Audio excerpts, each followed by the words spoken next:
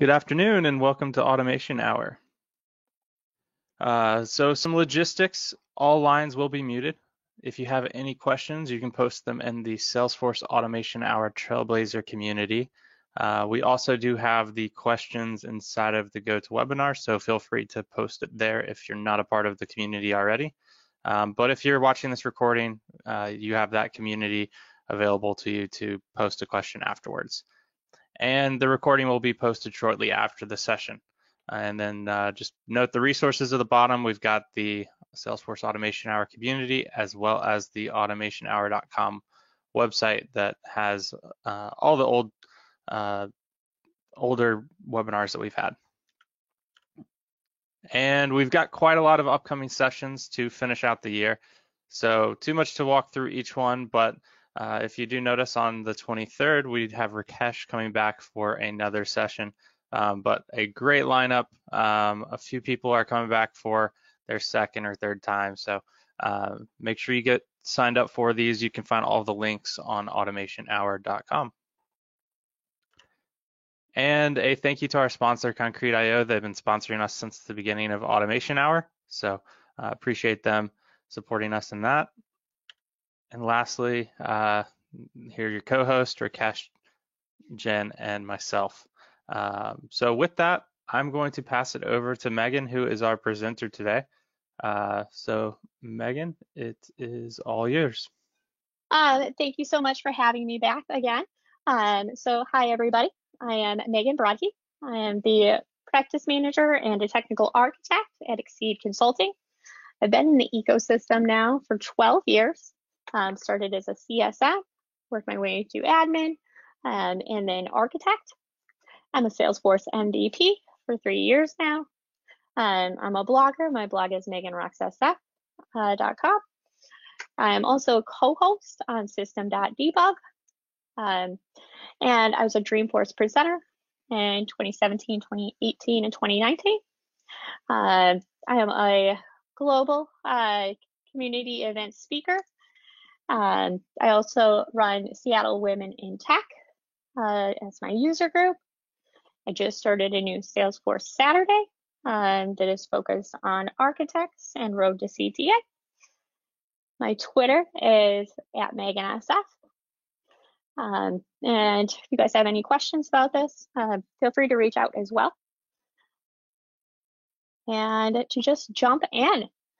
So I am going to be sharing with all of you today a flow that walks through the community user working on non-standard sharing.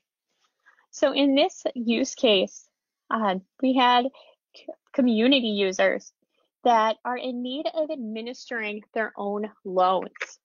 And the users on these loans could be in a number of different roles. And in those different roles, they could also be on different accounts. Users could be borrowing businesses, they could be lenders, they could be accountants, they could be lawyers, etc. All of which could be working on multiple loans with multiple people in different scenarios. You can also apply to anywhere else. You can apply this anywhere else that you want. It doesn't have to just apply to financial services. You can apply this to a number of different industries, any place where you want to give those community users more power and more ability to manage themselves rather than having to have you as that gatekeeper in charge of sharing. When you think about the standard Salesforce sharing model, and specifically with communities, sharing is based off of the account and users that are on your account. You have your sharing sets, which is when your contact matches a contact or a contact field from the user, matches another contact field on a record, or the contacts account field matches another account field on a record. You also have account relationship sharing, where you're matching an account or a user field.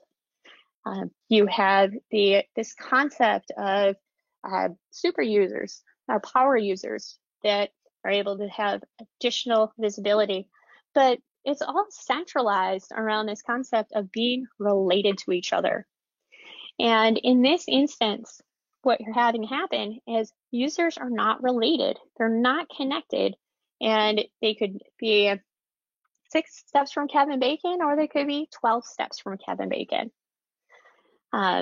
So in the community user that are the administrators of these records, they're able to grant access to the users where they could be co-administrators for the record. They could grant the user read write. Technically, you could grant them read, but in this instance, we're going to grant them no access. And for a little bit of insight into how this was used in real life. So this was used for granting visibility to external objects, where we had external objects with an integration user. External objects are all or nothing in that situation. And so we used a custom object related to that external object, and that custom object was actually used to control the sharing. So if you wanted to do a little bit of a deep dive or a little bit of a sneak peek about how we actually used it, that this actual share and the administrator was used to control visibility to a whole series of external objects. Next up, I'm going to go through a little bit more about the use case. Then we're going to jump in and we're going to do a deep dive into how this actually works and what was going on. And we'll take a look at the flow after. So we're going to do that review. We're going to take a look at the flow overview. Then we're going to do a flow walkthrough. Then we're going to do a demo, and then we'll have time for questions. So again, sharing in the community for unrelated users, and it's run by community users. The fact that this is also run by community users is where things get a little bit tricky, because you're working with users that have the same lack of power as the users that they're giving access to. When you think about an internal user, they have so much more power with their profile compared to a community user. They're able to see more, they're able to do more, but we're working with just the users in the community. Now, to make this even trickier, the users that are in the community, they can't see each other. So if I want to get access to a record, I have to then make myself visible when asking for access to, because it's a private community where people can't see each other. So to make sure that people are, not aware of who each other are, but can note and can have the right information to decide whether or not somebody should see that data, they need to make their information visible upon asking for access to that record. Another point, there could be multiple admins on that record that need to review. So you're not just making yourself visible to one user, you could have to make yourself visible to multiple. So there could also have to be a discussion about whether or not that user should have rights to that record. Then the administrators, they would have to decide. The user can be removed and come back. So yet another reason to review. And then when they make that request, they should not be able to see what the administrators are discussing.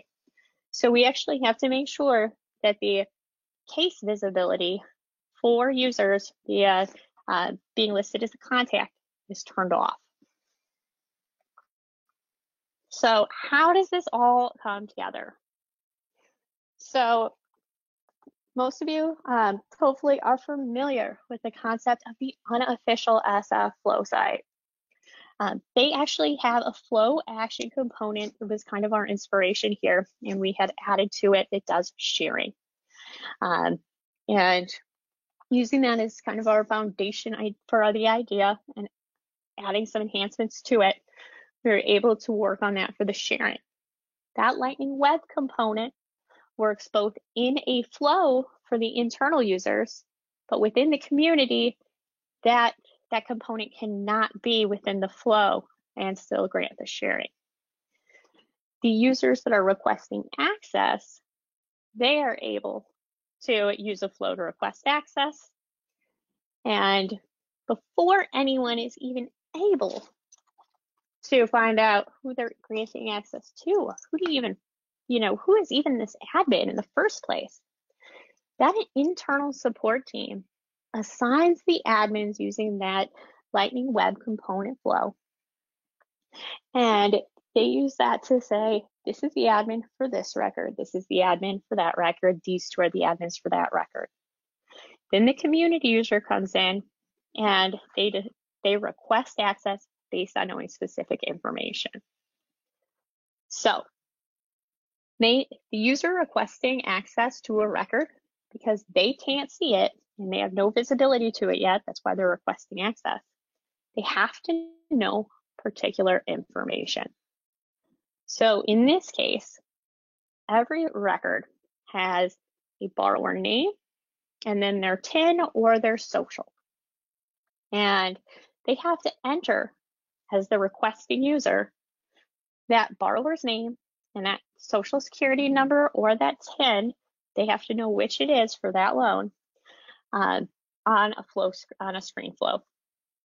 Now, when they enter that information, whether or not that is the right TIN, the right borrower name, or the right combination of the two, they will always see the same screen that says, thank you. Somebody's going to get back to you with their decision. Way to go, A+ trophy. And the reason why is because there is just so much possibility when dealing with financial services of people phishing, trying to get information that they shouldn't, and possibly, we all hope that people wouldn't, but possibly getting out there and trying to get access to information that they shouldn't have. So to avoid people sitting there and realizing, oh, I got the wrong number, I'm going to try it again with a different number, they're always taken to that screen. All right, so they've entered so there's been an admin assigned by the internal user using a flow with a Lightning Web Component inside of the flow. Now, a user that is a community user has requested access to this record, and they've done that using a screen flow.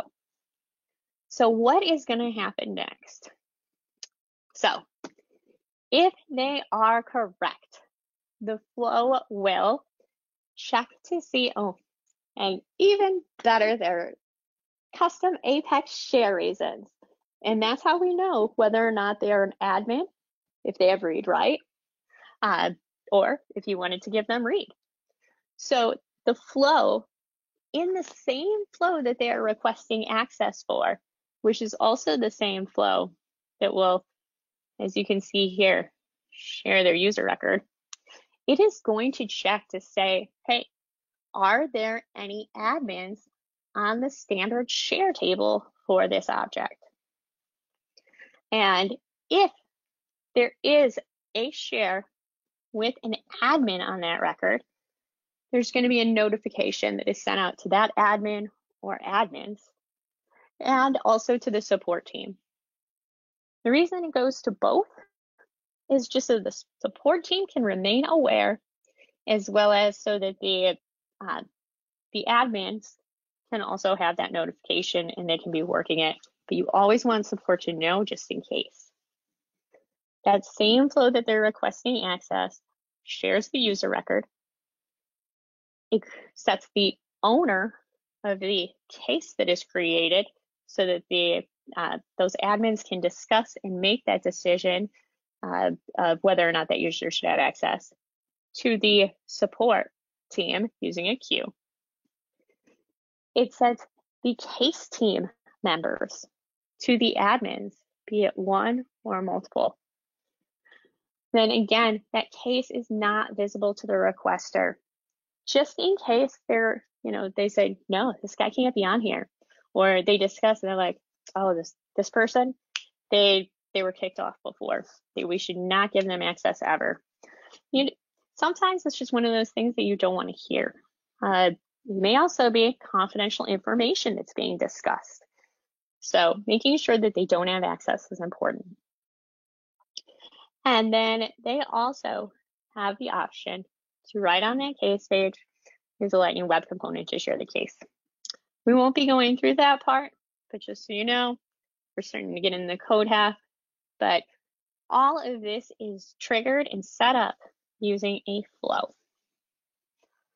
The flow also, just in case we don't have an admin, we've got to think of both scenarios here. And we'll take a look at how the flow branches in both of these when we pull it out.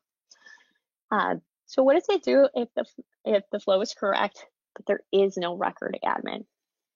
So in that case, there's going to be a notification that goes to the support team, and it is going to assign, I'm typing away, to assign the support team. Oh no, it was to assign an admin, because they don't have an admin right now. So they need to assign an admin, and they have to review access. So in that case, the owner equals support. There is no case team because there is no admin. The case is not visible to the requester. Again, I really want to reiterate that the case is not visible to the requester. And that was probably one of the trickiest parts here, was just making sure that we had the right cases visible to the right people. And then they also have the option, because they're internal, they can use that Lightning Web Component on the case, or they can use that same flow that they used to set the admins that's on the initial record. They can also go back and use that, which is the same component that's on the record that allows the community users to see the same component from that flow on the record to say, hey, who has access and what type of access do they have? Should I increase their access? Should I remove their access? I know that was a lot of information. I know it sounded kind of crazy, but lucky enough, we're going to check it out. We're going to look at it instead of me rambling on and making it sound far more complicated than it is. So, okay, and playing. All right, so this is the flow that the user uses to request access. And I'm going to do, where's my little minuses? There we go. Oh, not that much. Okay. So it looks, it's a little bit crazy. It's not the best laid out, but we'll follow it through together, and we'll take this step by step. So on this screen here is where the user enters the information. This is where they enter that borrower name and that unique identifier, that information that lets them know, hey, this is that right record. They then go in and the flow searches to see if that record matches. And it grabs all of the records that do. And then we hop into a decision. And I mentioned before, no matter what, they're going to see the same screen at the end. So you'll notice here, you go through this huge long part for all the rest of the way to get to the screen. But if you have no loan found, you get to that same screen as well. And this is where you say, hey, we'll be in touch. Great work. Now let's say they did find a matching record, and that unique identifier and that name that they dropped in were a match. In that case, we want to grab that special record type that says this type of record, this record type, and this special type of case is solely for granting access and for the administrators to go through and find out whether or not this person should have access. We also want to make sure that we grab the queue. Best practices, never hard code an ID. It's always going to be that same queue. It's always going to be that same record type, but you always want to look them up. None of your orgs are the same. Salesforce never promises you that they will keep IDs the same forever. Although I've never had it change on me, it's not worth the risk. Best to follow the best practices. And then I mentioned before, we want to find out if there are any shares with admins. So right here, we are going to grab that record we found right here that had a match. We're going to grab all the associated shares that have an admin as the share reason. And we want to check and say, hey, did we find any? You never just want to go and find records without checking to see if you found any. If you have nothing and you go to do something with nothing, it's just going to blow up on you. So here we go, and we say, hey, did we find any admins? If we didn't find that admin, we're going to drop this down and we're going to send it over to that internal support team. And we're going to say, hey, we didn't have an admin. That support team needs to assign one. We still create the case. And we then go to this decision here and say, do we need a team? This little assignment here, I put a little tick box here that says, no, assign the support team only. So we check to see if that is checked. And if not, we just shoot that email out to the servicing team. One thing that we realized during all of this is that your flows are not going to send your assignment rule emails. So if you plan to use assignment rules with any sort of flow, it's not going to work. So make sure that you include any of those alerts within your automation. Now let's say we did find an admin.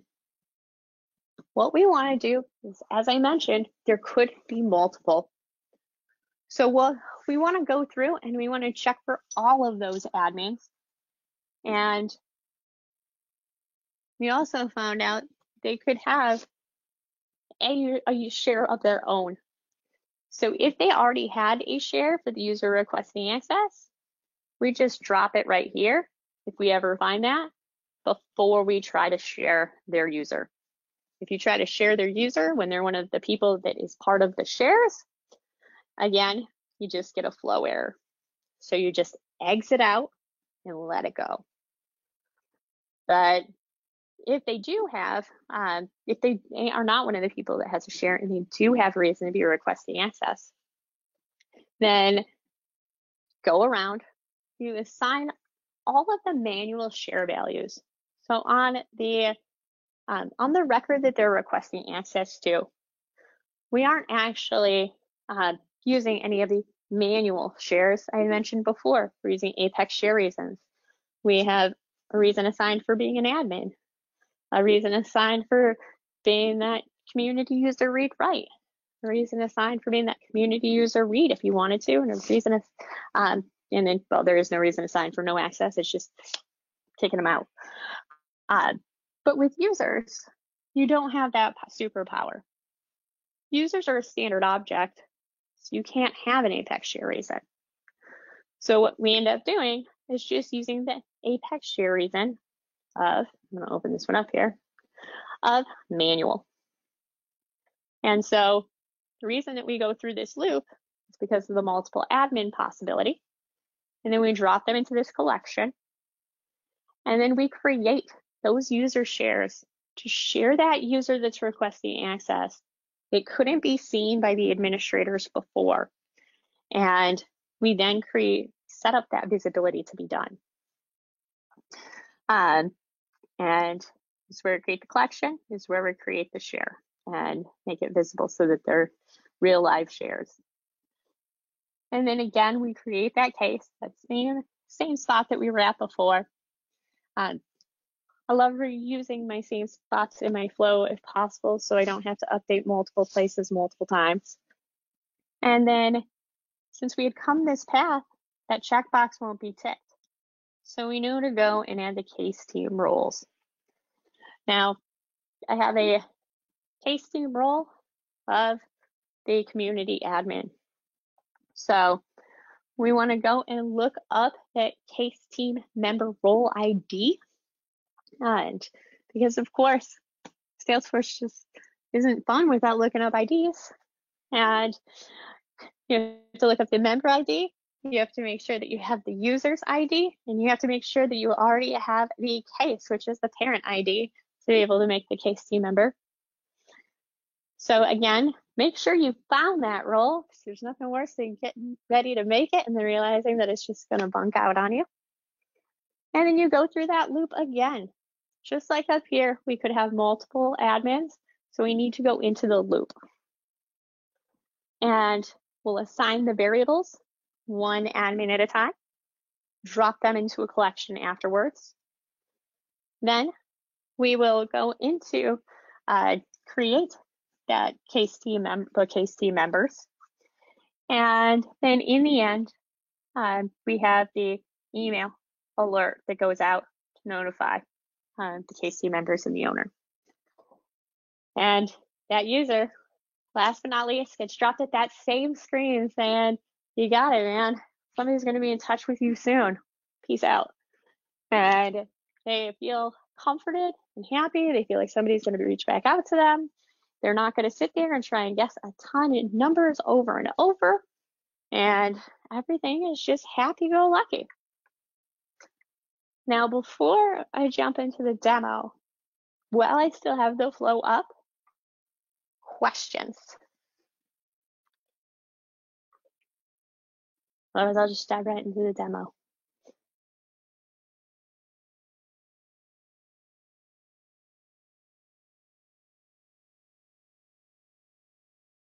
Yeah, it looks like we're good on question. Awesome. Okay.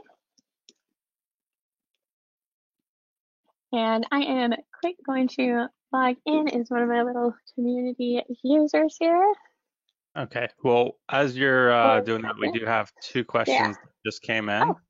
So we have Stuart, who asked, what is the step between the slides and this flow?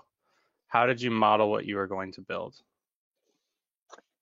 For example, did you map it out on Cocktail Napkin? Yeah, so I know a lot of people like Lucidchart, but I'm a big drawer on the paper. So usually I end up sketching out my flows on a notebook, honestly. I do not end up doing them in the pretty Lucidcharts like everyone else says is so great. I find it just difficult to do it that way. I go through so many different designs, and this was not the first design that I came up with by far. I must have gone through 10, 15, 20 different designs to get here when I think back on it.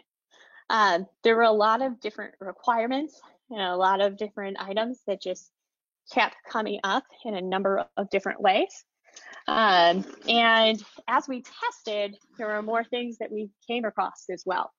For example, the fact that the the email alerts weren't sending. The fact that, people needed to have the messaging changed. The fact that the user manual share needed to happen. So working through it, so I would draw it out, build a little, trial and error, draw it out, build a little, trial and error, and go about it that way. But it was overall a pretty good experience. And I would say that it was definitely a learning experience as well while going through it. All right, and then we also had one other question come in from Erica. Do you have any best practices on tracking version differences for a flow? That's a great question. So source control is always great, but it's also, it's a lot easier now that they stopped taking away the numbers. That's definitely made it easier. So definitely something to keep in mind there. So if you have source control, use it. One thing that I did have happen is I definitely ran out of versions in the this flow and had to delete some that were in the org. And then also making sure that I did not go back and redo some of the things that I had already learned. So yeah, and making sure that we're staying on top of the things we had learned versions and versions ago, and not going back and repeating the things that we had done as mistakes before. So it's definitely tricky. And if you're not using any form of source control, and you're not, I make notes personally, especially about things that were kind of whammies and gotchas, just to make sure that I remember what they were and I don't get caught up by them again the next time I go through them, especially some of the little things that were out there. And I think that definitely helps, because sometimes those sneaky ones get by you. And the last thing you want to do is end up spinning on something that you had solved 3 months ago just because it's stuck back in. And I don't know if that really helps. But version control or source control, and making sure that you keep some of those key gotchas in mind. All right, and I know we had one other question come through from Sam. Do you want to answer that, or let's do it? Yeah. Okay, great. So Sam asked, does this also handle scenarios where admins are removed or a community user no longer should have access? The circumstances would be that they're now considered high risk. Yeah, so the admins are in charge of running their own data. If they decide to remove a user, they're able to. That's one of the reasons why they have the discussion among the admins before adding users, is so that if they have a newer administrator that is added on, and let's say they don't know about one of the users in the past, they can have that conversation. Also, the administrators are able to see all of the past cases that relate to that record. So they can then go in and say, this guy has requested access 14 times to the same record. We granted it once, but he's requested it 13 more times. There's got to be something going on here. Nobody else can see that history besides the administrators. And it doesn't matter if they became an administrator today or if they were an administrator the whole time. Once they become an admin, they have that visibility. So it definitely gives them that upper hand. In addition, one of the other items is the fact that community users, once they're removed from that record, they can't see anything associated with it either. I had mentioned before, this was originally designed to control visibility to a series of external objects in the real community. And as you can tell, that type of information, that type of data, and making sure that it's held, tightly and closely, is definitely something that the people that actually know who's supposed to have access are probably going to be far better at doing than the customer service reps that are, they just have access to this and they run it, but they don't know the loans as intimately as the people that are there day to day. So once they're removed, they don't see anything. The admins have that option to decline, and then they also have visibility to the past and the historic information, as well as they can discuss amongst themselves and decide why and whether or not they will have users back in the future. I think that in the future, it would be great to have a running list of maybe a chatter or some sort of detail about why is it that people were removed. That type of component didn't get to make it in, but I definitely think that it would be something useful for them in a future release. But yes, it does somewhat take into account the fact that people can be removed, and that then the administrators have that power to either keep them off or add them back. And since it's the external users that are running things, the internal users would hopefully not supersede them. Great, thank you. That's all the questions for now, so you can go on with the demo. Awesome. All right, everybody. So I am now logged in as my community user. I have sneakily grabbed some data I know will work from my test data. Where I have a number and a FACO 10. And this is just a pretty basic request loan access screen. My community user with the very creative name of Megan Broadkey is going to request access to this loan number 2210393. Then clicking the next button, this is the screen that they see. And again, the user would see this screen every single time, whether or not it matched or it didn't. And then I'm going to click the finish button. And it just takes them right back. I think another great enhancement that was talked about as well was the ability to do multiple requests at once instead of having to keep going through one at a time. Because as you can imagine, let's say you had like 50 of these or even 20 or even 10. That can become kind of tedious, especially if you're typing the numbers in. Definitely leaves room for error. And when you are going through a sheet with specific information, it's one of those where you can, I am the queen of typos. Anyone who has ever had a text message or IM or DM or a conversation with me can tell you. So just imagine trying to do that and you get that confirmation screen saying everything is hunky-dory. And just keep waiting. You keep waiting. I got access to one of them. Where's that other one? And you go back in, you got to request it again, just to be on the safe side. So I've made that request. And then just to show you what it is like on the other side, I am going to jump in as my cell to show you what it is like, since I know I'm an internal. They have super admin powers as well in my dev work here. Let's do a hop, skip, and a jump over. And do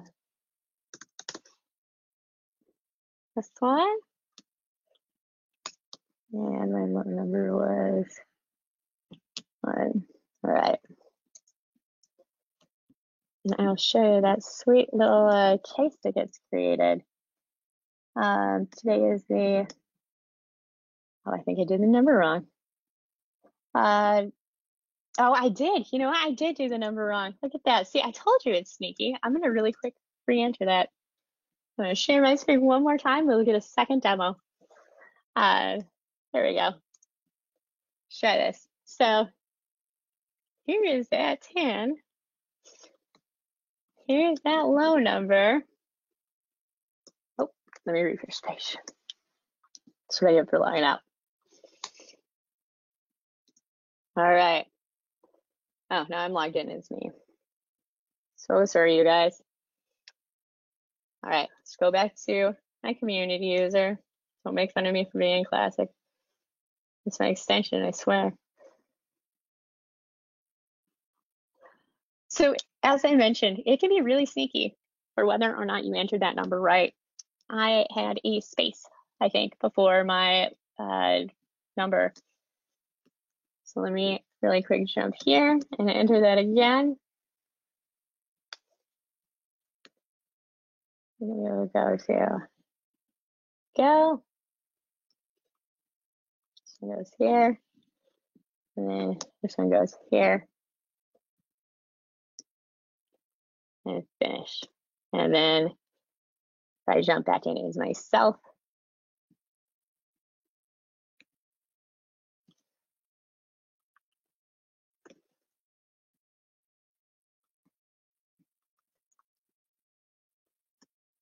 and I will show you the actual case here.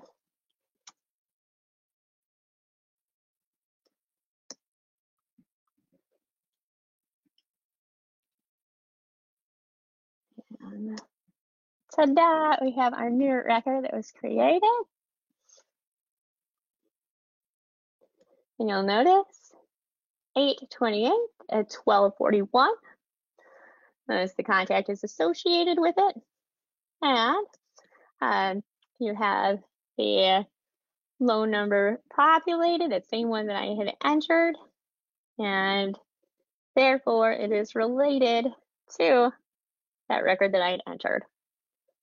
The other thing you'll notice is this is that cool widget that I had mentioned. It is widget, sales, that Lightning Web component that is available inside of a flow in Salesforce, and then is also available as just a standalone Lightning Web component in the community.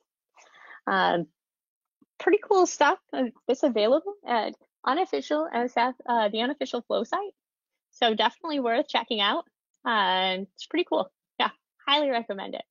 And check it out, see what's up, and play around with some of those flow action components. They're pretty sweet. And yeah, lots of opportunity there to check out some neat stuff. And you can share with users, public groups, or roles. And we actually jump onto the community side here and check it out. You'll notice it looks very similar. You'll notice this one, I believe I have an admin on. There we go. And you'll notice I list them. You can tell I'm testing. You have the option to edit, and then you'll notice we only have users on the community side. So just to make it easier to set up and play with. And I set it up the same way here for myself too. So yeah. And to think all of that complexity just to do that little teeny tiny screen that just shows you that two little options. Questions, anybody? I'm sure you're expecting so much more from such a complex flow and such a complex concept.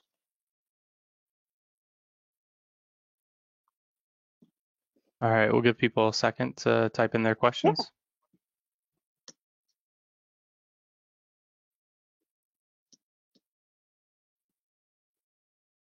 Great questions so far, everybody. It's really good stuff. Yeah, definitely. So we got one question from Sam. Is the flow running with sharing or in system mode? It is running in system mode.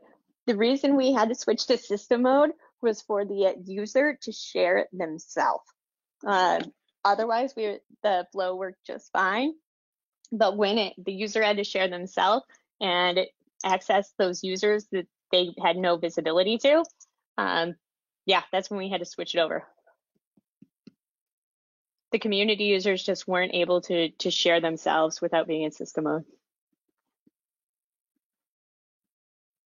So system mode is a relatively new feature unless you were launching from a process builder. Could you maybe dive in a little deeper into the differences between the ways that you can run a flow now? Absolutely, and I'll even pull it up really quick too while I'm rambling. So there are 3 different ways that you are able to run your flow. So you can run your flow as you, just like you always did before, and that is just running your flow as yourself. And you don't have to select anything special for that.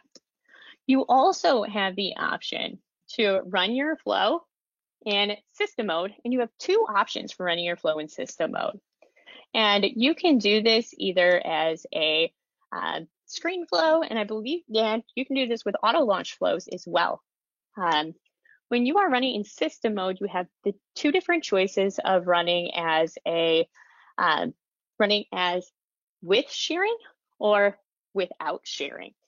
And so in this situation, so running with sharing means that you're going to still go ahead. Sorry, Megan. It looks like your screen's not sharing right now. Yeah, I was just opening it up so I could get to the spot without making everyone dizzy while I click. Okay. Great. Yeah. So here we go. So you have the user or system context depending on how your flow is launched. Then you have system context where it's going to enforce record level sharing. It's not going to give you powers above and beyond those which you should have for accessing data. That one I did try with this flow, as a matter of fact.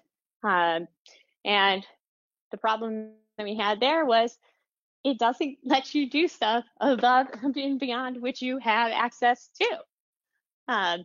You still have to follow the sharing that exists.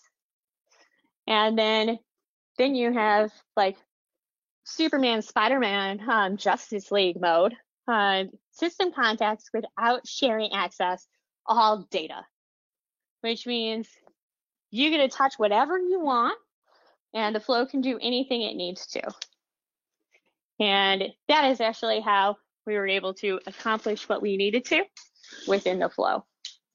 I do have to say, though, that you should use that extremely sparingly. You need to have a use case. Do not set all of your flows to that just because. I would work your way up, and I would do some trial and error at every stage as you go. Make sure that you run your flow by somebody and you get some justification. I bounced my flow off my boss a number of times. He's an amazing dev and solution architect, and just talking out my insanity and trying a few different ways to make sure that it was, whether or not I should go into that superpower mode was definitely worth it, because it's one of those where should they ever have that power? And is this an instance in which they should? I don't know if you have extra to say about that, David. I think you covered pretty much everything. One of the key things I think is don't start there. Start with the user context and then build up as you need to. But just be aware that this is not a one lookup or one screen piece. This is the flow as a whole. So you could end up sharing more information than you should by accident for other parts of the flow, and you just need to be very mindful of that. So it's just something that you have to test very thoroughly when you do give something, especially a community user, not just a regular internal user, which there's still a lot of things that you need to consider there. But when you open it up to community users, that's even more reason to test very thoroughly and to try to break what you build and see if there's any holes in what you've built to where there could be a security flaw. Yeah, and then one other, I had mentioned the fact that this was built to control sharing of external objects. So external objects, I said, were all or nothing. Either you see every record in that external object, or you can't see that external object at all when you have an integration user. If you are setting up your external objects that way in a community, I highly, highly recommend to take all of your record pages and all of your list pages and strip the components off them. If people can hack a URL in a community just like somebody can hack a URL internally. They are set up the same way. So if you are wanting to protect your data and do some sort of custom sharing with another object, like I had designed for my redesigned, then it's going to do you no good to make it so that people can just hop around you by clicking on a link somewhere to access that record and then working their way backwards to a list view and seeing every single piece of data. Make sure you do not include them in a search. Make sure you take all of the components off the detail and list page and find another way to present that data. So we have a detail component that is on the sharing custom object. So the only way to see the data is off of the shared custom object. Even if you hack the URL, all you're going to see is a blank page.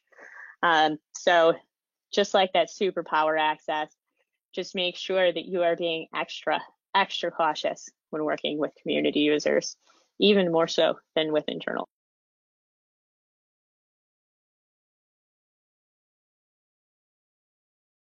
Great, thanks. All right, it looks like that might be our last question. We'll give people another moment to see if they have any other questions that come in. But as you mentioned a minute ago, thanks everybody for the great questions so far. Been really, really good.